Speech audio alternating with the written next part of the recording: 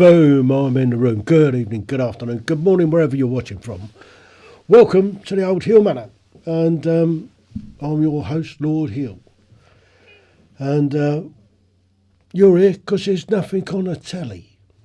Now, I am going to have a chat tonight about can you control your drinking? It's a difficult one, isn't it? I mean, already, I'll put my hand up. I'm on the old Van Rouge at the moment. It's only because I've just had dinner. We had a glass of wine with dinner. And a very nice Merlot it is. But it can get out of hand. I mean, drinking can be sociable. It can be antisocial. And for many people, they struggle at being able to cope with it.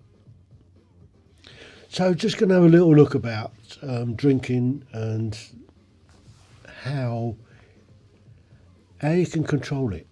How do you control your drinking?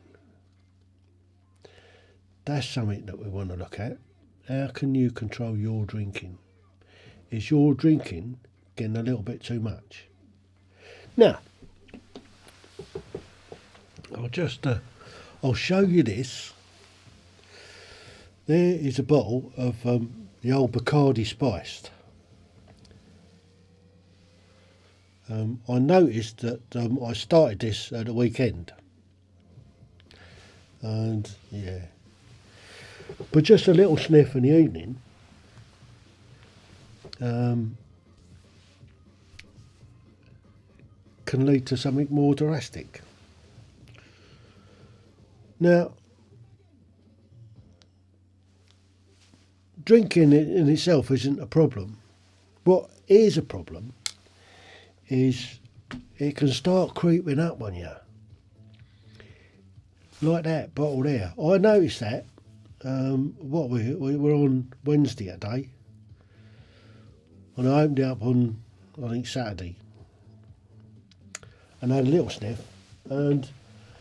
And I can do, this is my special shot glass. And I can probably do half a dozen of those before I've noticed it. So I started to notice that I'm drinking a little bit more than I should be. So looking at myself and looking into the reasons why I'm drinking a little bit more than is healthy for one, let's put it that way. Looking at and drinking that amount a night isn't all that clever, and it's not funny either. And it could, because it does run in the families. Alcoholism, let's put it out there. Alcoholism does happen to run in families. I only know too well. It's so easy to get on that little slippery slope of I'll just have one tonight, and time moves on, and I'll just have another one. Before you know it, you've had half a dozen, and you're not even squiffy. Now that is a sign that you're having a problem with it. And when you get to that stage, then you need to take a step back, have the old condor moment. You know the condor moment where you just have a break and just reflect on what you're doing to yourself. Now, for me, we all say, I can take it or leave it. At this stage, I can. But I do know that let it get out of hand, and then you can't. And that's the time to start worrying, when you can't stop it. That's the thing to do, is to know your limit. You know when to stop. And it's quite difficult. I mean, this time of year, we just come out through Christmas and the New Year, and you've been pretty well oiled over the festive period, over the Christmas and the New Year. And then we've got people say dry January. Now, dry January isn't all that good for publicans, if I'm honest. Publicans suffer this time of year because people will jump on the bandwagon. They jump on the old doobie, what's it, don't they? The health kick. First couple of weeks back, all signing up for gym memberships and all the rest of it, and all going to do dry January. Yeah. But it don't do publicans any good. But there again, it does help your liver. It's a double-edged sword, really, isn't it? And then you've got Burns Night coming up. And that's generally quite a good night. Yeah. So you're sort of getting back into it. But it is recognising in yourself what your limits are. And recognising in yourself that you may be going a little bit too much. And when it starts getting every night, I'll just have one, or just have two. Or you get in from work, cool, I've had a tough old day at work today. I'll just have a little sniff before dinner, and then the glass of wine at dinner, and then a glass of port after dinner. Or I'll just have a nightcap. Yeah, it starts then getting a little bit out of hand, doesn't it? And before you know it, you'll be struggling at stopping, which then starts spiralling, doesn't it? Life starts spiralling out of control. And the last thing you want is to be dependent. It's like a drug. It's like drugs. You start missing the fix, and you start taking more and more, and before you know it, you become an addict. And it's the same with booze. I mean, sometimes I drink booze just to take away the pain, or just to have enough, just to pass out, so I can get a little bit of respite from the old tinnitus. That's another reason to have a bit of a skinful, is although the tinnitus is still there, I just sort of pass out. So, yeah, it's knowing your limit, and I think that's the crucial bit, is knowing when to stop, and consciously make an effort just to step back and not to drink anymore for a couple of days.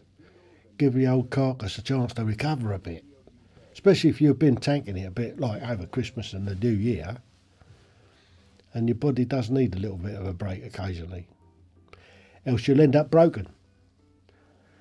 And also the price of booze nowadays, gold, struth, you've got to go a long way to find reasonable priced. I mean, it does fluctuate a lot. I noticed with the old, with the spice rum, you can get it on special offer. Sometimes it's about 18, 19 quid for a litre. The old Morgans or the Bacardi spice. The Kraken roast coffee, I mean, that was sort of £22 a bottle. It's now up to 27. They stuck a fiver on it. So you have to keep an eye on it, so when it pops down again. But you just have to be careful that you don't let it get out of hand. Recognise that, all right, okay, I won't have one tonight, so I'll make a conscious effort not to have one tomorrow night. Because Friday night I'm out on it. Oh, evening, Paz. How you doing, mate? I'm just talking about getting addicted to having too much of a little snifter of the stuff. You know what I mean? I'll have to put my bins on because I can just about see what it says there. I've been trying to do a Coca-Cola. Oh, disgusting stuff. Do you know how bad that is?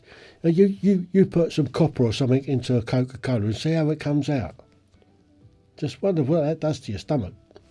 Just saying, just putting it out there. Couldn't imagine how alcohol does it, yeah. But it's interesting how it can spiral out of control. And it don't take long. It can be fairly quick before you end up can't do without it. And if it runs in your family, then you need to recognise that it does. And just to keep a check on yourself, just to keep that weather eye on yourself, that you're not letting it spiral out of control. You're not letting it, what's name you do me, what's it, thingy me bobs. Anyway, I think I've rattled on a little bit too much there, but just take that key point away. Look after your own well-being. Because it's not only for your mental well-being, it's also for your physical well-being. Don't know if I've been to you. You did, mate. And I don't know whether you're going to be up there on the 1st, but I've already booked my train ticket. So I should be mincing around there myself. So hopefully see you there, mucker. Right. So that is my little bit, just to keep people thinking about their mental well-being and how much of the old the alcoholic stuff that they keep putting down their throats. There's one up in the smoke. All to do with Tommy. I see it come up, and there's a gathering. I think old Paul Thorpe has mentioned it as well. So I think there'll be a few people up there about. I think it's all to do about releasing people that shouldn't be there, if you know what I mean. So until next week from the Old Heale Manor, I'll wish you a good week. Stay safe and do your part and the old part dry January. So until the next one, TTFN. Ta-da for now. Cheers, Paz.